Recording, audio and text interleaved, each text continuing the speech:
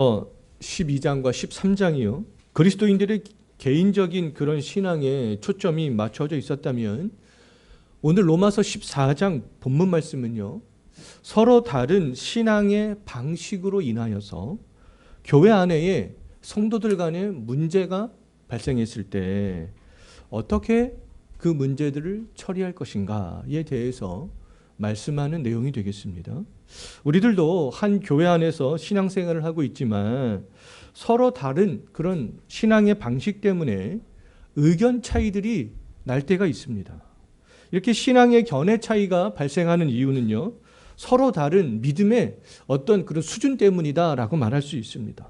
우리가 한날 한시에 신앙생활을 같이 이렇게 시작을 한다고 해도요, 믿음의 어떠한 수준 차이는 다 이렇게 조금씩 날 수밖에 없어요. 근데 그렇다고 해서 또 한 번 정해진 믿음의 수준이 그렇게 영원히 고착되는 것은 아니잖아요. 얼마든지 그 믿음의 수준들은 역전될 수 있습니다. 나보다 믿음이 좋지 않았던 사람이 나보다 얼마든지 믿음이 좋아질 수 있잖아요. 나보다 믿음이 좋았던 사람이 또 나보다 그 믿음이 뒤처질 수 있게 될 수도 있습니다. 교회 안에는 이렇게 다양한 믿음의 스펙트럼을 가진 성도들이 존재한다는 거예요.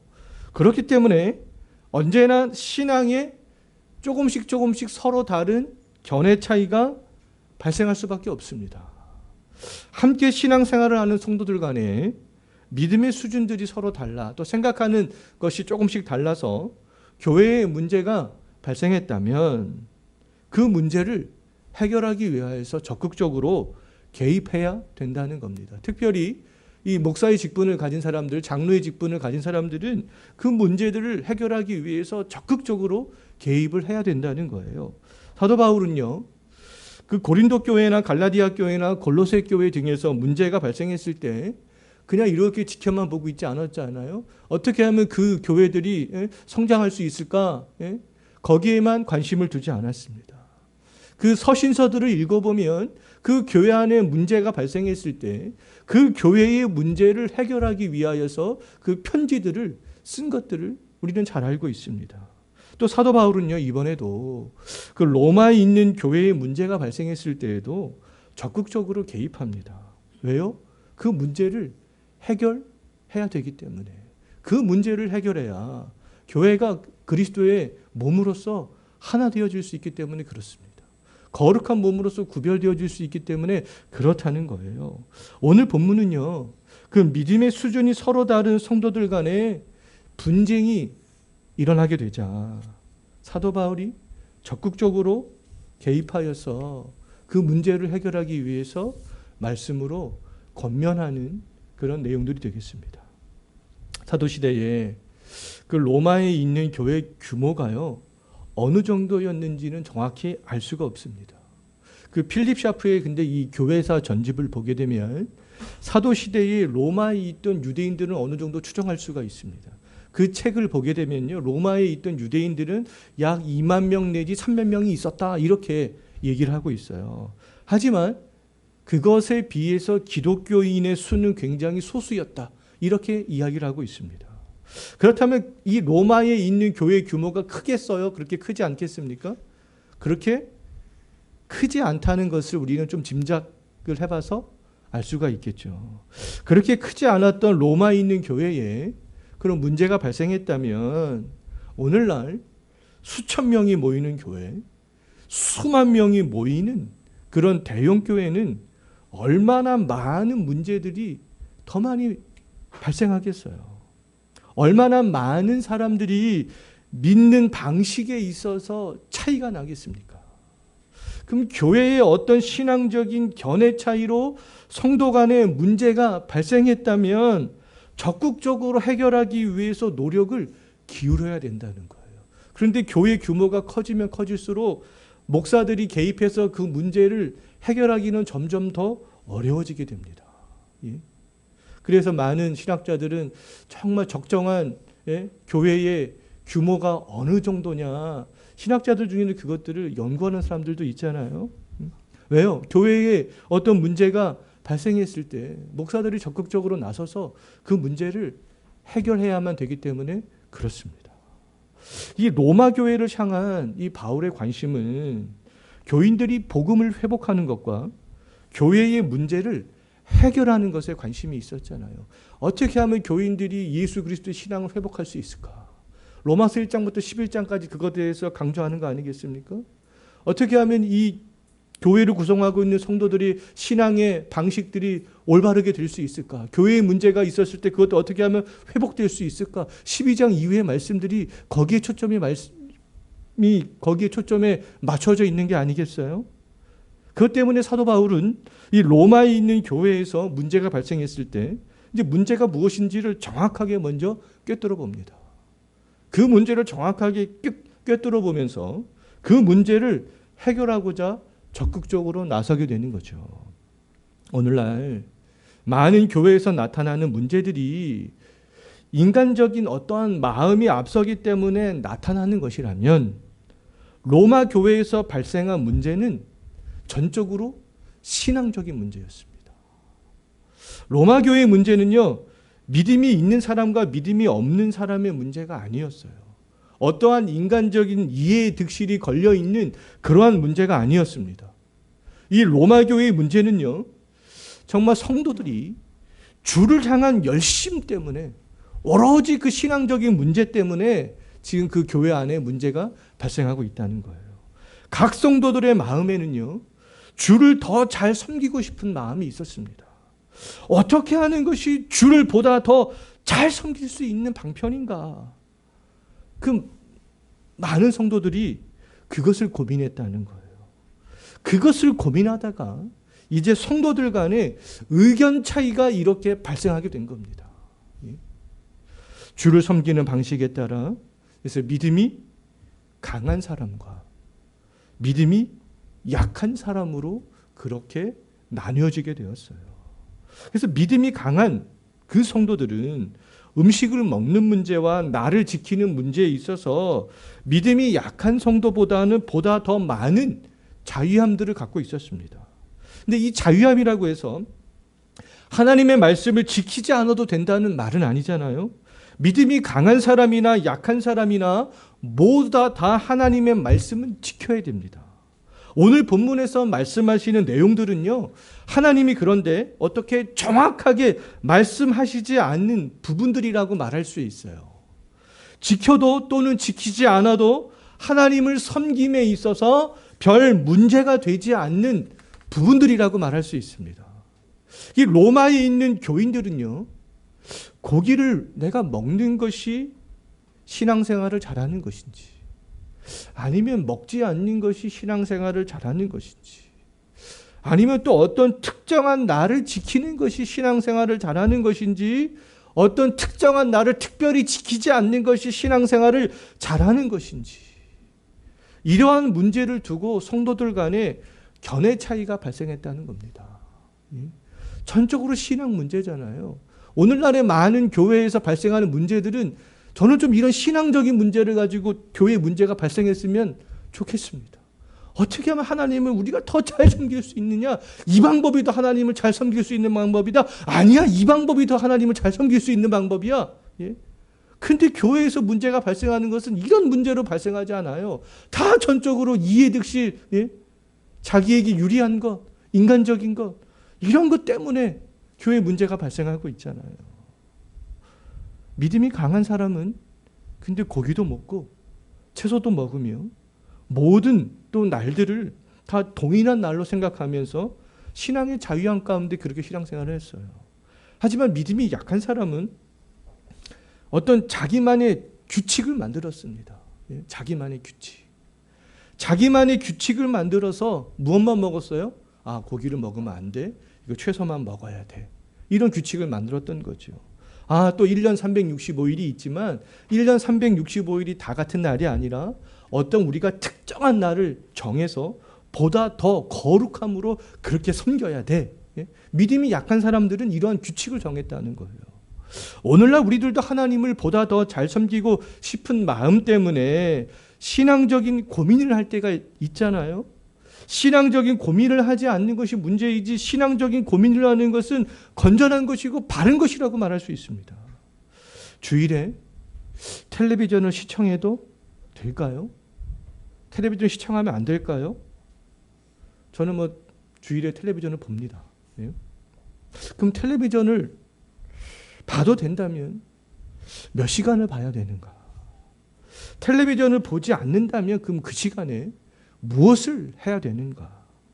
또 주일에 우리가 돈을 사용해도 되는가? 안 되는가?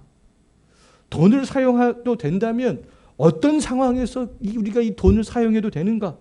또 절대로 안 된다면 교회 올 때도 자동차를 타고 오면 그 기름값 드는 거 아니겠습니까? 그러면 이 자동차를 타면 안 되는 것인가? 예배 시간에 이렇게 전기를 사용하면 이 전기세가 나가는 거잖아요. 그러면 또 이 전기를 사용하면 안 되는 것인가? 지금도 이러한 고민을 하면서 미국에 가면 아미시 공동체라고 있습니다. 그런 사람은 전기도 사용하지 않아요. 아무것도 사용하지 않습니다. 21세기 문명화된 사회를 살아가면서 촛불을 켜고 살아가고요. 마차를 타고 다니는 사람들이 아직도 존재하고 있어요. 그러니까 무엇이 그들도 하나님을 더 잘 섬길 수 있는 방편이냐? 그런 고민 속에서 그러한 삶들을 살아가는 거 아니겠어요? 이 외에도 우리가 생각해야 될 수많은 종류의 것들이 있습니다. 믿음이 강한 사람은 이 자유함 속에서도 근데 하나님을 잘 섬기게 되지만 어떻게 보면 믿음이 연약한 사람들은 하나님을 보다 더 잘 섬기기 위해서 스스로 여러 가지 규칙을 만들게 된다는 거예요. 자유함이 지나치면 그런데 방종이 될 수 있잖아요. 또 규칙이 너무나 지나치면 율법주의자가 될 수 있습니다. 우리는 이 둘 사이에서 그러면 균형감을 잘 이루는 것이 너무너무 중요하죠. 너무너무 중요합니다. 교회 안에는 또 언제나 나와 신앙의 견해 차이를 보이는 사람들이 있다는 것들을 인정해야 돼요. 특히 믿음이 연약하여서 스스로 여러 가지 규칙을 만들어서 하나님을 섬기는 사람들이 있습니다. 하나님은 그렇다면 나보다 믿음이 연약한 사람들을 어떻게 대하시기를 원하시는가? 우리가 그러한 사람들을 바라볼 때 어떤 마음으로 바라보기를 원하시겠어요? 1절 한번 보십시오. 하나님께서 뭐라고 말씀하고 있습니까? 믿음이 강한 사람들이 믿음이 약한 사람들을 바라볼 때 해야 되는 일들은 뭐라고 말씀하고 있어요? 그를 받아주라는 겁니다. 그를 받아주라. 그럼 신앙이 약한 사람의 신앙의 방식을 인정해 주라는 거잖아요. 그리고 믿음이 연약한 사람의 행동을 뭐 하지 말라는 거예요? 비판하지 말라는 겁니다. 믿음이 연약한 사람이 믿음이 강한 사람을 그런데 바라볼 때도 마찬가지예요. 믿음이 강한 자의 자유함을 받아주고 비판해서는 안 됩니다. 왜 그렇게 해야 되는지 3절 한번 보십시오. 3절에 보면 나와 있는데 하나님이 그 또한 받으셨다는 거예요. 하나님은 믿음이 강한 자도 받으셨고요. 하나님은 믿음이 약한 자도 다 받으셨습니다. 그렇기 때문에 서로 비판해서는 안 된다는 거예요. 믿음이 연약한 사람이나 강한 사람이나 모두 구원받게 있는 사람이 아니잖아요. 하나님이 예수 그리스도 안에서 의롭다라고 인정해준 모두 다 구원의 백성들입니다. 하나님이 인정하시는 사람을 우리들이 비판하는 것은 굉장히 교만한 행동이요. 해서는 안 될 일이라는 거예요. 믿음이 강한 사람이나 연약한 사람이나 서로의 신앙의 방식이 이상하게 보일 수 있습니다. 이해가 되지 않을 수 있어요. 그렇다고 해서 비판의 대상으로 삼아서는 안 된다는 겁니다. 특히 믿음이 강한 사람은 믿음이 연약한 사람을 볼 때 제가 생각할 때 좀 말씀으로 좀 가르칠 필요가 있는 것 같아요. 신앙생활을 할 때 자유하지 못하고 자기가 만든 어떤 법에 얽매여서 신앙생활을 하는 것은 제가 생각할 때 하나님을 잘 아직 알지 못하기 때문이 아닌가 좀 생각을 해봅니다. 믿음의 강함과 약함은 어떤 종교적인 행위로 결정이 되어지는 것이 아니라 하나님을 아는 지식으로 그렇게 결정이 되어집니다. 그럼 신앙의 자유함이 있는 강한 믿음의 소유자가 되기를 원하신다면 좀 성경을 읽고 듣고 배워야 되지 않겠어요? 그럼 사도 바울은 고기를 먹었겠습니까? 안 먹었겠습니까? 먹었겠죠. 제가 볼 때는 먹었습니다. 근데 우리가 고린도 전서 말씀에도 있듯이 신앙이 연약한 자가 있을 때는 그 사람의 신앙을 위해서는 먹지 않았을 수도 있어요. 그런데 그렇지 않았을 때는 신앙이 다 강한 자만 있었을 때는 함께 분명히 먹었을 겁니다. 하나님을 아는 지식은 성경을 통해서 생깁니다. 믿음이 연약한 사람이 있다면 비판하지 말고 믿음이 좀 강해질 수 있도록 말씀과 기도로 가르칠 수 있어야 되는 것이죠. 하나님을 아는 지식이 없는 사람들은 자칫 잘못하면요, 바리새인들처럼 스스로 많은 율법들을 만들어 하나님을 섬기고자 하는 율법주의자들이 될 수 있습니다. 물론 오늘 본문에 나오는 믿음이 연약한 사람들은 바리새인들과는 다른 사람이에요. 바리새인들은 구원받지 못한 백성이지만 여기 오늘 본문에 나오는 믿음이 연약한 사람들은 구원 안에 있는 사람들이라고 말할 수 있습니다. 그럼에도 믿음이 연약할수록 바리새적인 특징인 율법주의적인 모습을 보일 수 있기 때문에 주의해야 될 필요성들이 있다는 겁니다.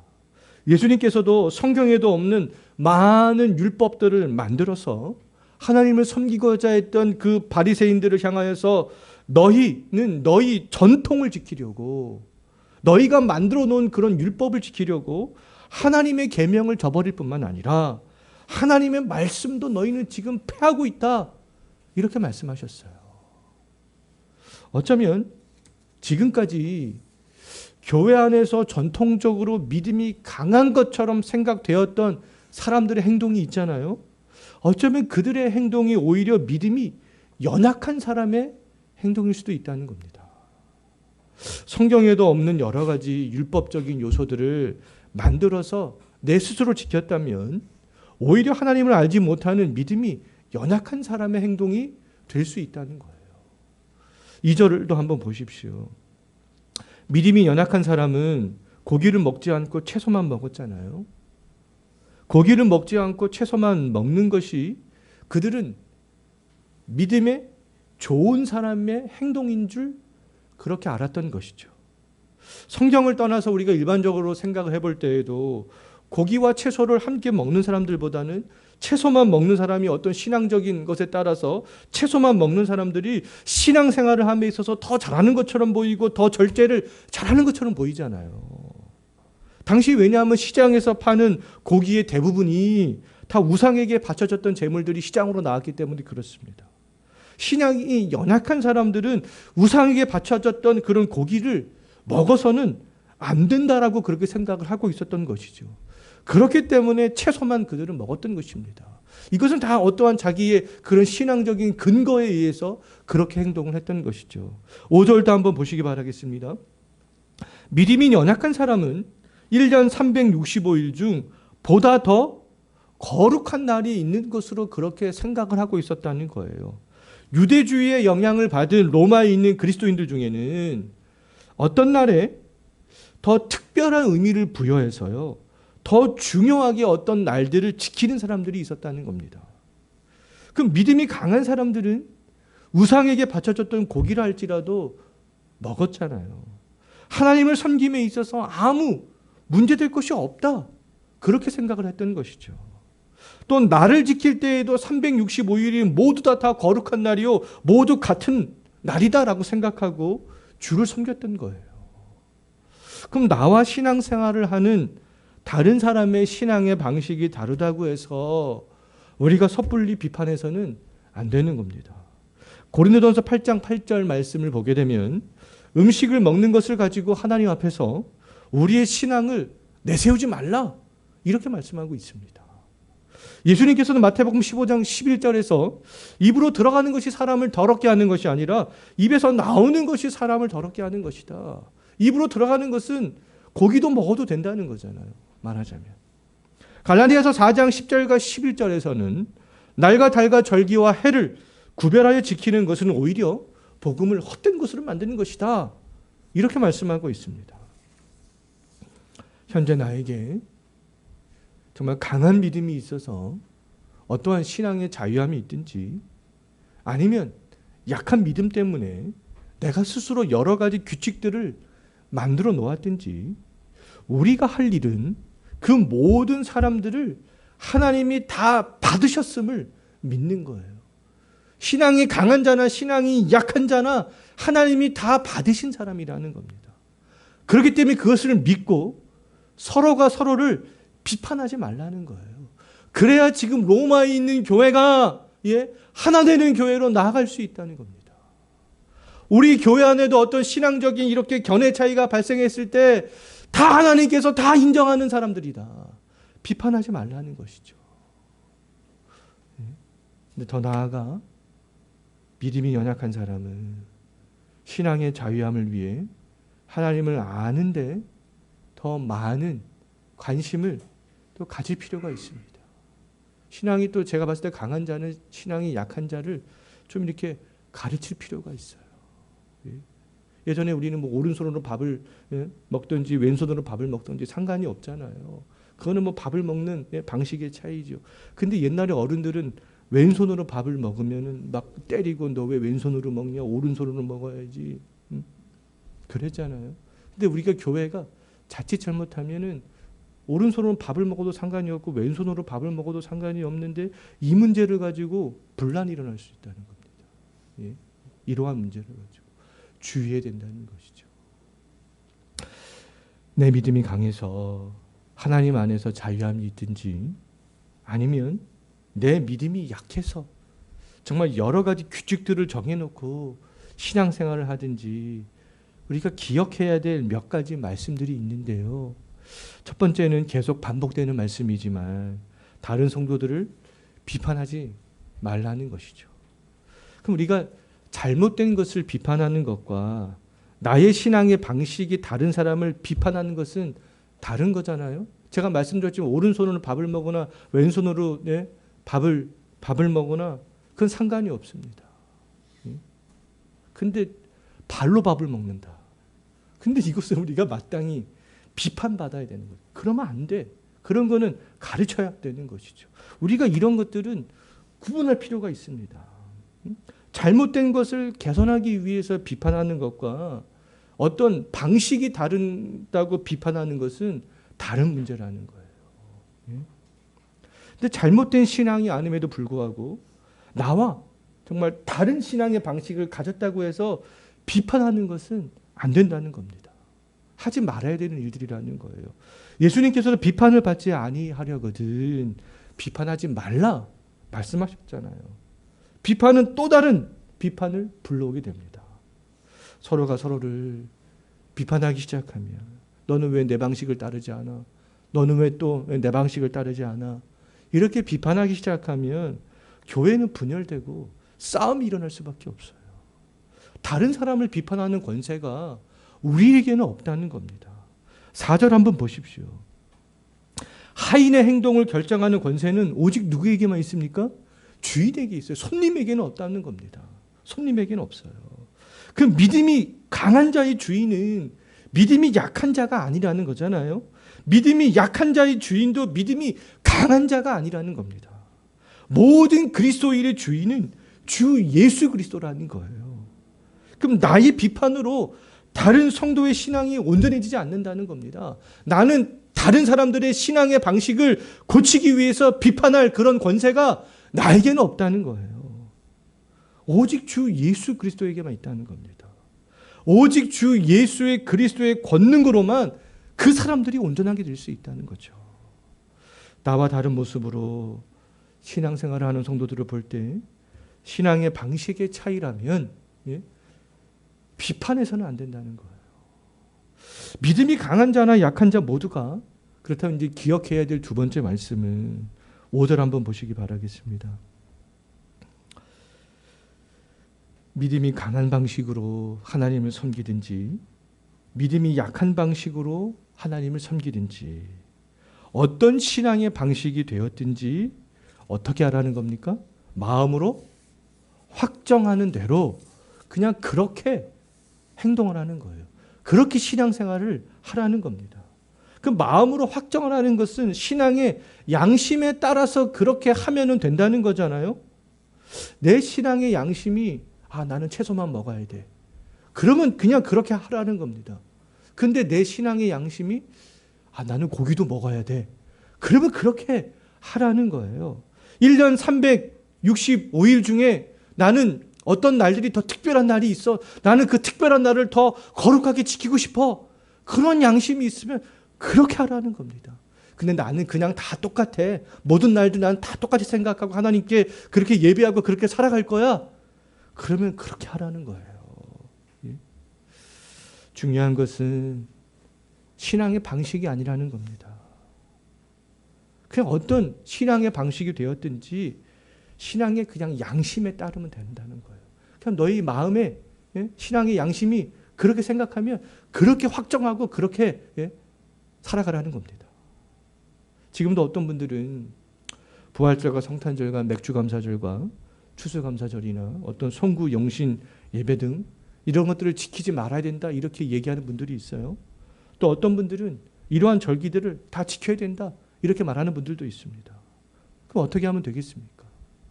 사실상 어떻게 하면 되겠어요? 제가 생각할 때는 마음으로 이러한 것들은 확정한 대로 하면 된다는 겁니다. 종교개혁자들은요, 어떤 절기도 지키지 않았습니다. 로마 가톨릭이 1000년 동안 지켰던 그런 모든 절기들 다 철폐했잖아요. 종교개혁자들은 어떤 절기도 지키지 않았어요. 오직 주일만 지켰습니다. 근데 그렇게 주일만 지키든지 모든 절기들 지키지 않고 아니면 현재 우리 교회처럼 부활주일이나 종교개혁주일이나 성탄주일만 지키든지 아니면 다른 많은 교회들처럼 모든 절기를 다 지키는지 저는 이러한 것들은 그냥 마음으로 확정한 대로 하면 된다고 생각합니다. 아, 너는 왜 이런 절기를 지켜? 비판해서는 안 된다는 거예요. 너는 왜 이러한 절기를 지키지 않아? 비판해서는 안 된다는 거예요. 송구영신 예배 드리지 않는다고 저기 이단 교회 아니야? 이상한 교회 아니야? 그렇게 생각하지 말라는 겁니다. 아니 추수감사주의를 안 지켜? 거기 이상한 교회 아니야? 아 추수감사주의를 지켜? 그 성경에도 없는데 미국의 청교도들이 만든 건데 서로 뭐 이렇게 생각하지 말라는 거잖아요. 이러한 문제에 있어서는요. 그냥 마음으로 확정한 대로 하면 된다는 겁니다. 이러한 문제들은요. 근데 단 우리가 잊지 말아야 될 것은 신앙의 우리의 양심이 더욱더 바르게 될 수 있도록 말씀 안에 서 있어야 된다는 겁니다. 그래야지 우리의 양심이 날마다 말씀을 통하여서 개혁되어져 나갈 수 있고 바른 양심이 될 수 있기 때문에 그렇습니다. 그래서 내 양심이 하나님의 말씀에 비추어 올바른 양심인가를 우리는 점검하는 것이 더 중요하다는 거예요. 다른 사람의 신앙의 방식을 비판하기보다는 내가 살아가고 있는, 내가 신앙생활하고 있는 이 신앙의 방식이 하나님 앞에서 올바른 방식인가? 이것들을 점검하고 고민하는 것이 더 중요하다는 것이죠. 세 번째로 믿음이 강한 자나 약한 자 모든 사람이 기억해야 될 것이 무엇인가? 8절 한번 보시기 바라겠습니다. 거기서 어떤 말씀들을 하고 있는 것 같아요?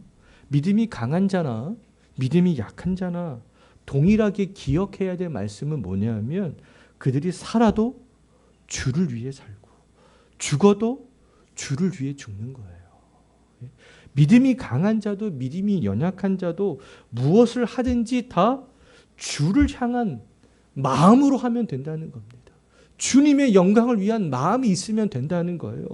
고기를 먹어도 내가 주의 영광을 위해서 나는 지금 먹는다. 먹지 않아도 이것이 나는 주를 위한 영광이 되는 거야. 그럼 먹지 않을 수 있다는 거예요. 특정한 나를 중히 여기면서 지키는 사람은 주를 위해서 그렇게 하라는 겁니다. 또 특정한 나를 중히 여기지 않는 사람들도 주를 위해서 그렇게 하라는 것이죠. 어떤 나의 의로움과 나의 자랑과 나의 만족 그런 것들을 위해서 하는 것이 아니라 주를 위해서 하라. 주를 위해서. 먹든지 마시든지 무엇을 하든지 우리가 할 일은 다 주를 위해서 하는 거예요. 주를 위한 마음으로 하는 겁니다. 이것이 정말 주께 영광이 되는가? 우리 그리스도인들은 무엇을 하든지 나를 위해서 하는 사람이 아니라는 겁니다.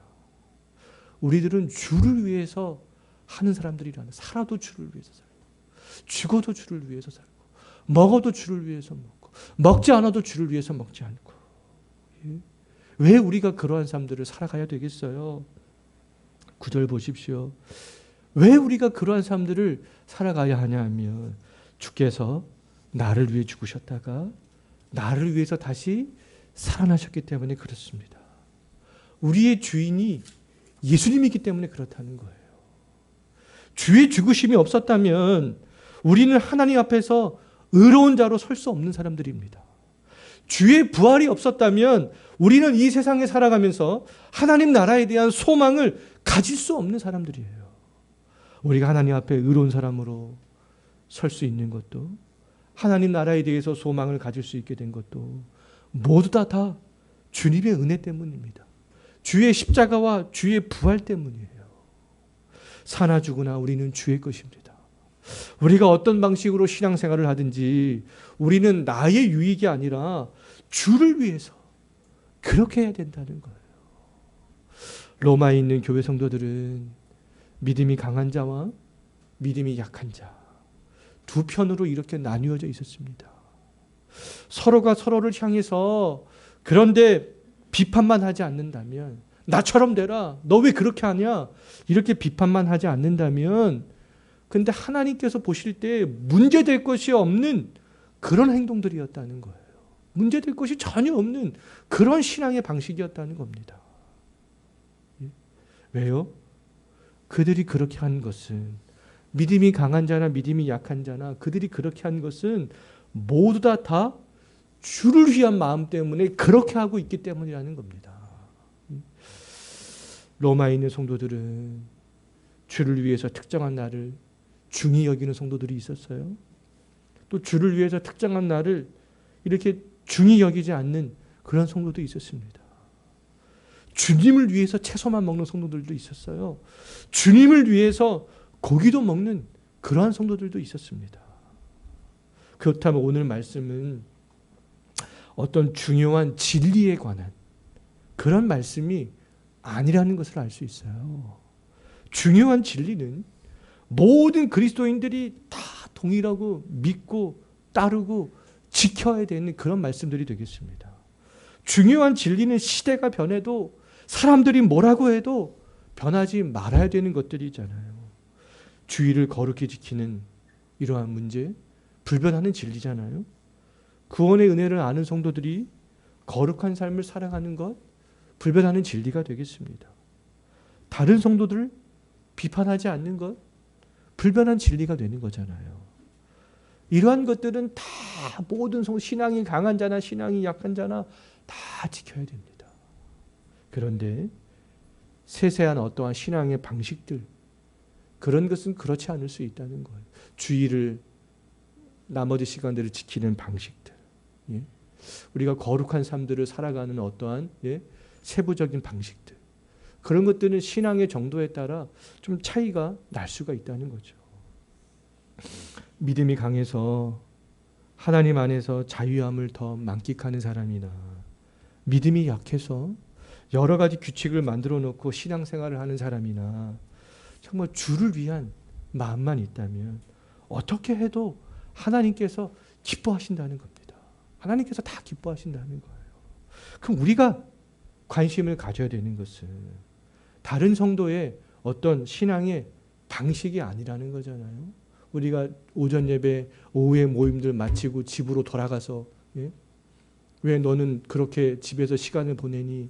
너는 왜 이렇게 보내니? 너는 왜, 나는 금식을 하는데 너는 왜 금식을 안 하니? 이런 신앙의 방식이 아니라는 겁니다. 오직 주를 위해서, 하나님의 영광을 위해서 내가 정말 먹고 있는지, 마시고 있는지, 신앙생활을 하고 있는지, 그것을 살피는 것이 저와 여러분들이 우선적으로 해야 될 일이라는 것이죠. 우리가 이 말씀들을 기억하면서 한 주간도 살아갈 수 있었으면 좋겠습니다. 기도하겠습니다.